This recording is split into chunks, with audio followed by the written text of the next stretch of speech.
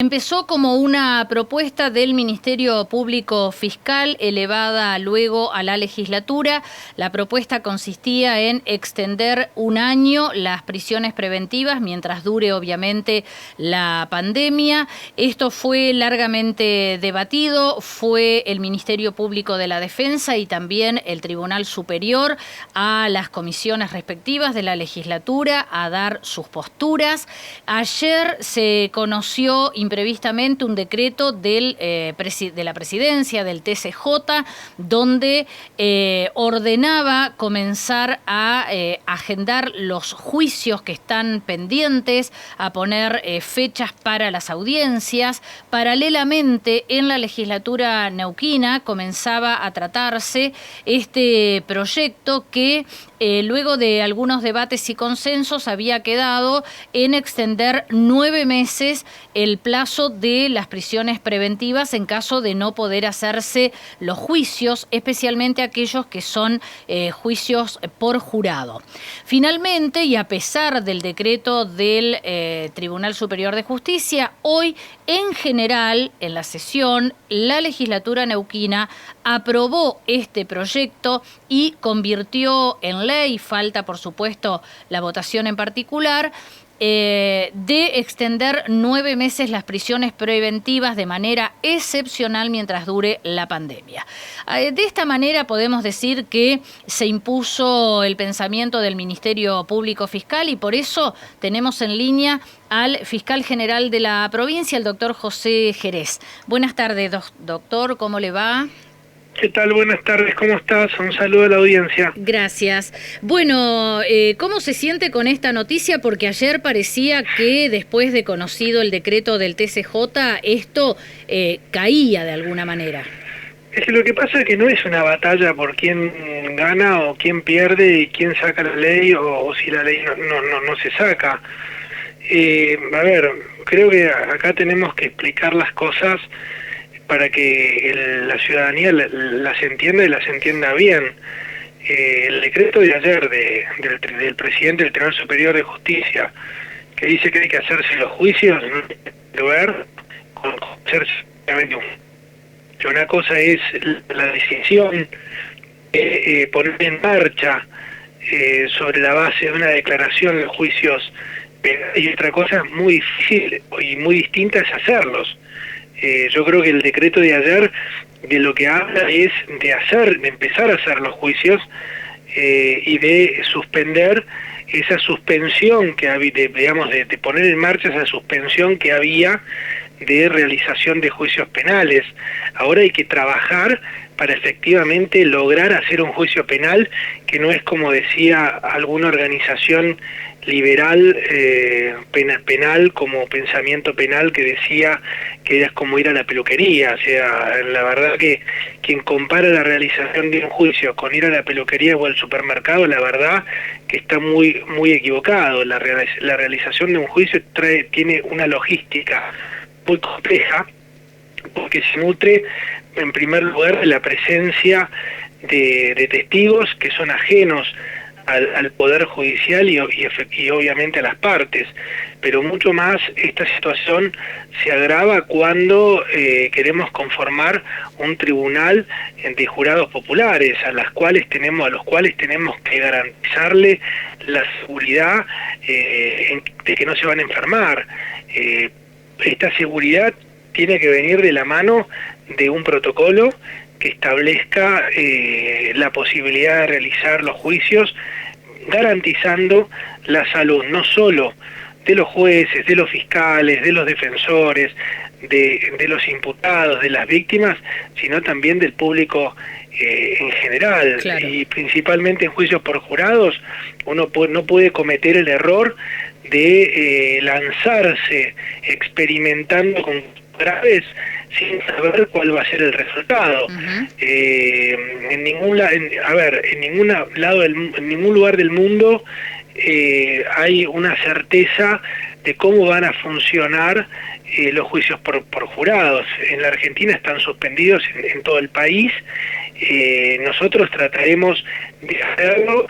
El Ministerio Público Fiscal, junto con el Tribunal Superior de Justicia, vamos a poner absolutamente todo el esfuerzo para generar protocolos que den esa garantía, pero esto no es como decir prendan la luz, uno va a la llave y la luz se hizo. Claro. Es mucho más difícil, es complicado, tenemos que garantizarle, te vuelvo a repetir, a la gente común que citada como testigo de que puede ir a una sala de audiencias sin que se enferme. Hay que ver además cómo reacciona esa persona ante la citación. Claro, pero aparte, fiscal, ayer hablábamos con el doctor Busamia, le consultábamos si había alguna fecha prevista como para retomar los juicios y si además ya tenían un protocolo aprobado, y esto todavía no existe, ninguna de las dos cosas. Lo que pasa es que el tribunal, lo que dijo el doctor Busamia es algo cierto, pero deviene de alguien que quiere hacer bien las cosas. Nosotros no podemos lanzarnos a hacer los juicios sin saber el resultado, y mucho menos experimentar, Lucy, con casos que son extremadamente graves, y si llegan a fracasar los mismos porque los testigos no van, o porque algún miembro del jurado le dio 38 de fiebre y tuvo que abandonar el jurado y después se tuvo que pasar a cuarentena al resto de los integrantes, no podemos darnos el lujo de experimentar con estos casos. Yo creo que hay que empezar con los casos menos complejos, aquellos que no tienen testigos, e ir aumentando, ¿sí?, en la medida en que vayan produciendo resultados satisfactorios, hasta llegar realmente a un juicio por jurados con más de 30, 35 testigos, donde todos pueden, digamos, estar tranquilos de que no se van a contagiar. En este marco, donde estamos ante un hecho totalmente imprevisible, impredecible, inevitable, como es la pandemia, donde todos los poderes del Estado están tratando de ver cómo hacer con protocolos para garantizar la salud, que es lo primero, de todos los participantes en una audiencia, en el caso del Poder Judicial, me parece que es una situación que somos inexpertos todavía en esto, porque es la primera pandemia que afrontamos como sociedad moderna, y no nos queremos equivocar, y mucho menos con juicios cuyo resultado puede ser la impunidad. Me imagino un femicidio, me imagino un delito sexual grave contra menores de edad, que porque los testigos estén en franja o en grupo de riesgo, o se haya producido alguna citación infructuosa por parte de un testigo que no quiere ir al tribunal porque tiene miedo de enfermarse, el juicio ese se caiga, y después tener que lamentar la imposibilidad de poder llevar adelante ese juicio. Los juicios se tienen que hacer, se van a hacer, vamos a trabajar en protocolos responsables para que la gente pueda ir a declarar, porque la principal prueba en un juicio penal es el testigo. Más allá del ADN, de la pena científica, de lo científico, en la provincia de Neuquén, absolutamente todos los informes que se producen tienen que ingresar a través del testimonio de alguien, del testimonio de un perito, del testimonio de un testigo, del testimonio de un policía, algún acta. Es decir, acá en la provincia de Neuquén los juicios nuestros como están, no se leen actas, la prueba no se introduce por lectura, sino que si uno produce un informe de ADN, tiene que ir la persona que lo hizo a explicar cómo se obtuvo esa prueba. Por eso es importante proteger y garantizar que esa persona va a poder declarar sin riesgo. Y en ese marco es que se presenta este proyecto, a los efectos de lograr evitar que aquellas personas que hayan cometido crímenes horribles contra los derechos humanos, como son femicidios, como son agresiones sexuales contra menores de edad, salgan en libertad con el mero cumplimiento del plazo exiguo de un año, porque la provincia de Neuquén, y esto tengo que decirlo, es la provincia que tiene regulado el plazo más bajo de todo el país, por la mitad, el 50% de lo que tienen las provincias que le siguen, que son La Pampa y Ciudad de Buenos Aires. Es decir, tenemos el plazo de un año, que es el plazo más corto del país, y en ese plazo tenemos que hacer los juicios penales para evitar que la persona, ante el vencimiento de ese plazo, obtenga la libertad antes de la realización del juicio. Acá en el medio hubo una pandemia y que no pudimos realizar juicios penales, no es un hecho atribuible al Poder Judicial, no es un hecho atribuible a la víctima, al imputado, a la Fiscalía, a la defensa, es un hecho atribuible a una circunstancia que se dio de manera global y mundial que tiene un efecto epidemiológico y sanitario.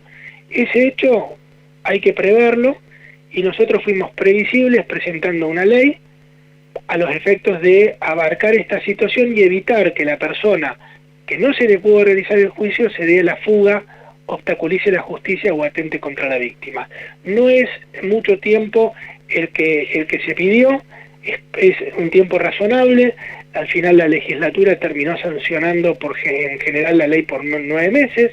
Estimamos que es un plazo prudente para poder llevar adelante el juicio. Pero además quiero decirte otra cosa, si me permitís, para explicárselo a la audiencia, porque pareciera que uno hace el juicio y ya está. O sea, hagamos el juicio rápido, y si hacemos el juicio rápido ya está.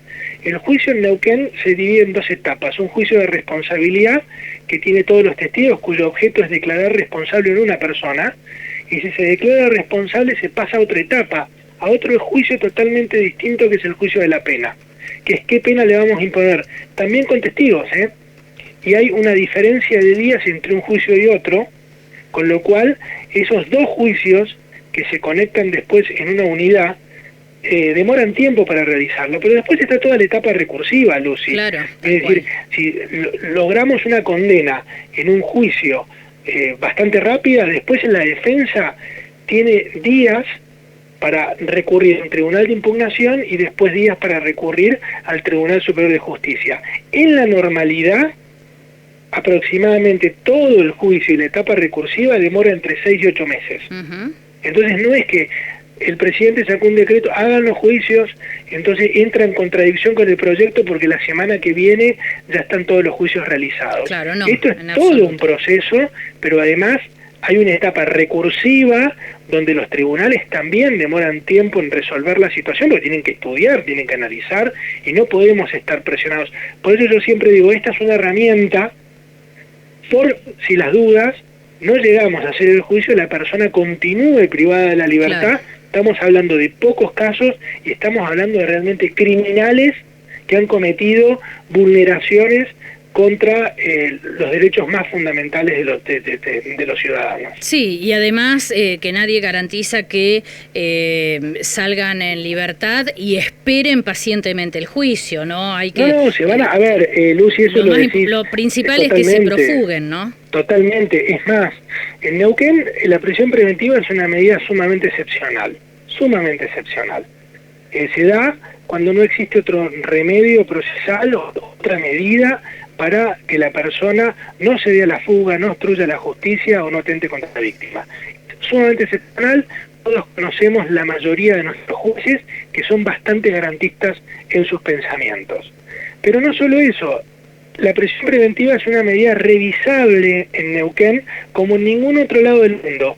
Revisa un juez de garantía, si la decreta el juez de garantía la puede revisar un tribunal compuesto por 3 jueces en un colegio de jueces, y si confirman esa prisión preventiva, la vuelve a revisar un tribunal de impugnación, es decir, compuesto por 3 jueces.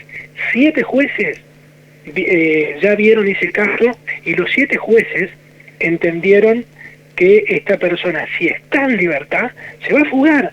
Y la víctima no quiere eso y la sociedad no quiere eso. La sociedad quiere que los imputados de casos graves permanezcan privados de su libertad hasta la realización del juicio. Bien. Con lo cual es lo que decís vos, si hoy quedan liberadas estas personas por el mero vencimiento del plazo, que no hace desaparecer el riesgo procesal, lo más probable que suceda es que se profuguen. Bien. Fiscal, le agradecemos muchísimo toda la información que nos da. Por favor, un placer y un saludo para toda la audiencia. Muchas gracias. Hasta luego. Hablábamos con José Jerez, fiscal general de la provincia del Neuquén.